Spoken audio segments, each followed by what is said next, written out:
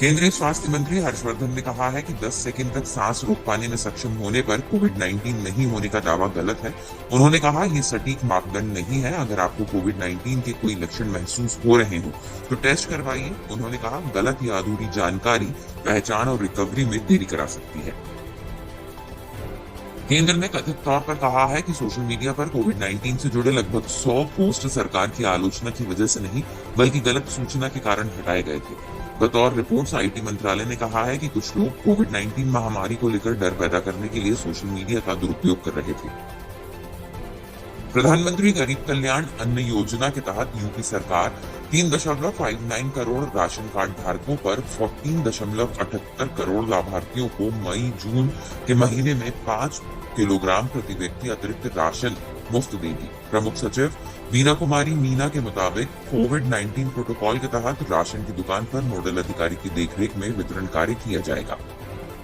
दिल्ली के उप मुख्यमंत्री मनीष सिसोदिया ने अस्पतालों से ऑक्सीजन की कमी को लेकर अनावश्यक खतरा नहीं दिखाने का अनुरोध किया है।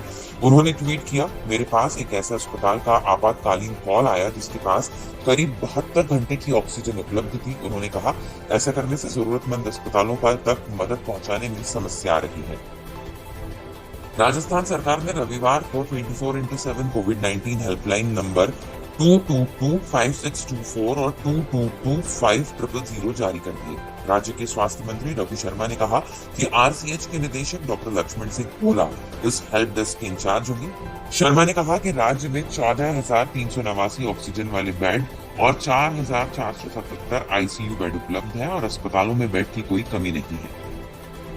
छत्तीसगढ़ के स्वास्थ्य मंत्री टीएस सिंहदेव ने रविवार को कहा कि राज्य सरकार के पास टीकाकरण केंद्र तैयार है और 30 से 40 दिनों में कोविड-19 टीकाकरण पूरा हो सकता है। उन्होंने केंद्र सरकार पर टीकाकरण को लेकर राजनीति करने का आरोप भी लगाया।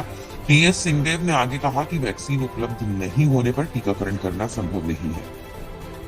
राजस्थान के मुख्यमंत्री अशोक गहलोत ने बताया है कि राज्य सरकार ने 18 वर्ष से अधिक आयु वर्ग के सभी लोगों को लगभग रुपए 3,000 करोड़ की धनराशि खर्च कर निःशुल्क कोविड-19 वैक्सीन लगाने का फैसला किया है। उन्होंने कहा, भारत सरकार 18 से 45 साल तक की आयु के लोगों के वैक्सीनेशन का खर्च भी उठा लेती तो राज्यों का बजट डिस्टर्ब नहीं होता।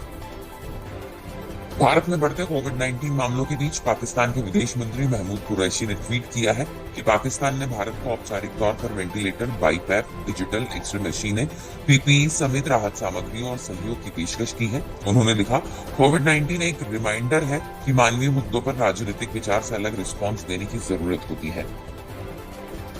तमिलनाडु के मुख्यमंत्री ई.के. पलानीस्वामी ने प्रधानमंत्री नरेंद्र मोदी से राज्य से आंध्र प्रदेश और तेलंगाना में 80 मीट्रिक टन तरल ऑक्सीजन की सप्लाई को रोकने की मांग की है। पलानीस्वामी ने कहा कि राष्ट्रीय योजना के तहत तमिलनाडु को आवंटित ऑक्सीजन अपर्याप्त है और इसे दूसरे राज्यों को भेजने से बड़ा संकट खड़ा हो सकता है।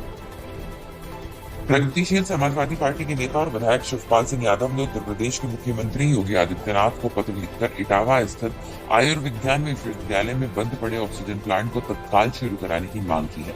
बकौल शिवपाल, ऑक्सीजन की कमी से कोविड-19 के मरीज दम तोड़ रहे हैं। जनहित को ध्यान में रखते हुए ये प्लांट शुरू कराया जाए। यूपी सरकार के अपर मुख्य सचिव नवनीत सहगल ने रविवार को बताया कि मुख्यमंत्री योगी आदित्यनाथ ने निर्देश दिया है कि कोविड-19 संक्रमण से मरने वालों के परिजनों से शवों के अंतिम संस्कार के लिए कोई शुल्क नहीं वसूला जाएगा। बकौल सहगल, मृतकों के अंतिम संस्कार की प्रक्रिया उनके धार्मिक मान्यता अनुसार कराए जाने के निर्देश दिए गए हैं।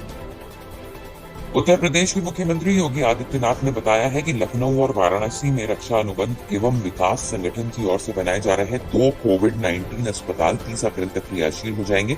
उन्होंने कहा कि इन अस्पतालों के बनने से कोविड-19 संक्रमित मरीजों को तत्काल इलाज के साथ अनुभवी डॉक्टरों से उपचार भी मिलना शुरू हो जाएगा।